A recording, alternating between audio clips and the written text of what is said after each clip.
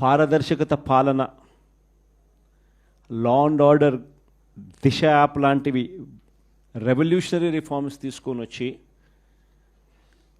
ఎప్పుడు చూడని మార్పులు మనం తీసుకొస్తే ఈరోజు ప్రతి వ్యవస్థ కూడా కొలాప్స్ అయిపోయిన పరిస్థితులు ఈరోజు కనిపిస్తూ ఉన్నాయి. వీటి అన్నిటికీ సంబంధించి మొన్న ఈ మధ్యకాలంలోనే వారం రోజుల కిందటనే సుదీర్ఘంగా ప్రెస్ కాన్ఫరెన్స్ కూడా పెట్టాం. దాదాపు 2 గంటల సేపు సుదీర్ఘంగా ప్రెస్ కాన్ఫరెన్స్లో మన పాలనకు ఆయన పాలనకు మధ్య తేడా చూపిస్తూ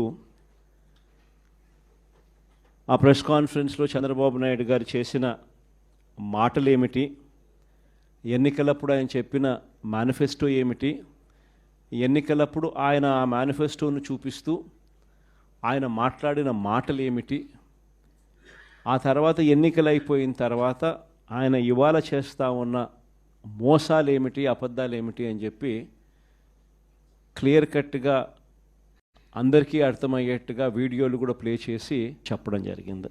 ఈరోజు మనమంతా కూడా ఎందుకు ఏకమైనాము అని అంటే, సంవత్సర కాలం అయిపోయింది. ఈ సంవత్సర కాలంలో చంద్రబాబు నాయుడు గారి వల్ల ప్రజలకు జరిగిన నష్టం,